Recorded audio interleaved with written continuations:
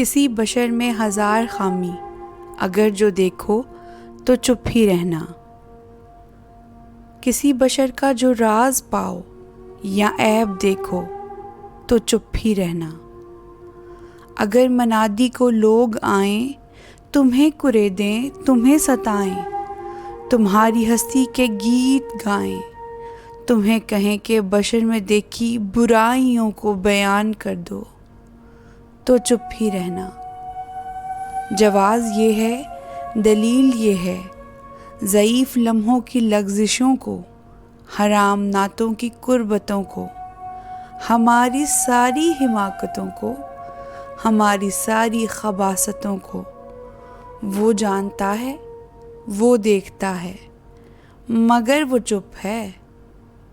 اگر وہ چپ ہے تو میری مانو، وہ کہہ رہا ہے کہ چپ ہی رہنا۔